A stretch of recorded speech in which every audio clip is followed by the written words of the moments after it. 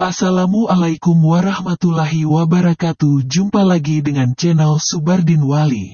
Kali ini kami akan membaca cerita Buton melawan VOC. Sebelum kita lanjut, jangan lupa like, komen, dan share kepada saudara-saudari orang Buton dimanapun berada. Nonton sampai habis agar tidak gagal paham.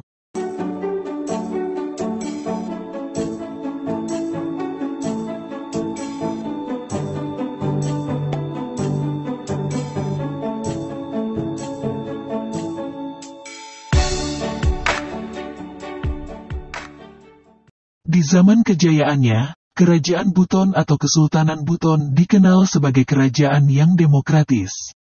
Sistem pemerintahnya pun sangat modern.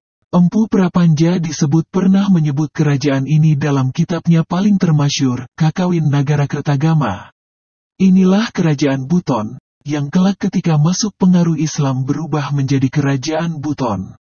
Kerajaan Buton atau Kesultanan Buton merupakan kerajaan yang pernah berdiri di Bau-Bau, Sulawesi Tenggara. Kerajaan Buton disebut sudah ada sejak abad ke-14, persisnya pada 1332. Yang unik, di awal berdirinya, Kerajaan Buton diperintah oleh dua penguasa perempuan, Wakaka dan Bulawambona. Tapi setelah itu, raja-raja lelaki yang melanjutkan tahta, Raja Batara Guru, Raja Tuarade, Raja-Raja Mulai, dan Raja Murhum. Saat kerajaan Buton diperintah Raja Murhum inilah Islam masuk dan menjadi agama resmi. Kerajaan Buton berubah menjadi Kesultanan Buton. Gelar rajanya juga berubah, menjadi Sultan Murhum Kaimuddin Khalifatul Hamis. Kendati demikian, terdapat perbedaan pendapat di kalangan sejarawan tentang asal-usul masuknya agama Islam di Buton. Sebagian meyakini bahwa Buton berubah menjadi kerajaan Islam setelah mendapatkan pengaruh dari Ternate. Sudah disebut-sebut sejak zaman Majapahit, inilah riwayat kerajaan Buton yang bikin VOC mati kutu. Di zaman kejayaannya, kerajaan Buton atau Kesultanan Buton dikenal sebagai kerajaan yang demokratis. Sistem pemerintahnya pun sangat modern. Sedangkan sebagian lainnya berpendapat bahwa Islam datang di Buton berkat pengaruh dari Johor. Orang yang membawa agama dan ajaran Islam dari Johor ke Buton adalah Syekh Abdul Wahid bin Syarif Sulaiman Al-Fatani. Sesampainya di Buton, Syekh Abdul Wahid mengislamkan Raja ke-6 yang bernama Timbang Timbangan atau Laki Lapotan, yang lebih dikenal sebagai Raja Halu Oleo. Setelah masuk Islam, Raja Halu Oleo bergelar Ulil Amri dan menggunakan gelar khusus, yaitu Sultan Kaimuddin. Terlepas dari perbedaan pendapat tersebut, para sejarawan sepakat bahwa kerajaan Buton resmi menjadi kerajaan Islam pada abad ke-16. Kesultanan Buton berbeda dari kerajaan-kerajaan di Nusantara yang menerapkan monarki absolut. Bentuk pemerintahan Kesultanan Buton adalah monarki konstitusional. Sehingga, pada periode kerajaan berubah menjadi kesultanan, demokrasi memegang peranan penting. Sultan bukan diwariskan berdasarkan keturunan saja, tetapi dipilih oleh Siolimbona, yakni dewan yang terdiri dari 9 orang penguasa dan penjaga adat Buton. Selain itu, kesultanan ini memiliki undang-undang sendiri, lengkap dengan badan-badan yang bertindak sebagai legislatif, yudikatif, dan eksekutif.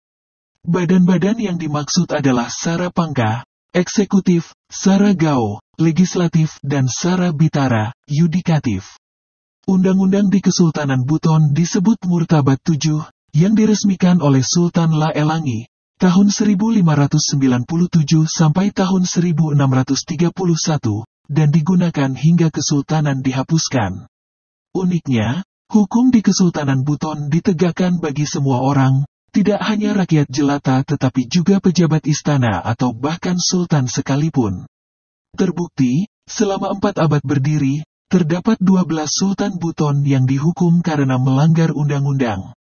Kesultanan Buton juga memegang 5 falsafah hidup, yakni agama, Islam, Sara, pemerintah, Lipu, negara Karo, diri pribadi, rakyat, dan Arata, harta benda.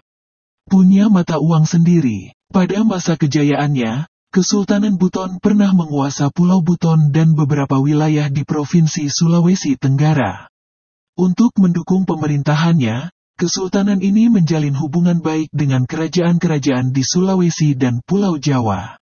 Hubungan itu membuat perekonomian Kesultanan Buton berkembang pesat, terutama dalam sektor perdagangan.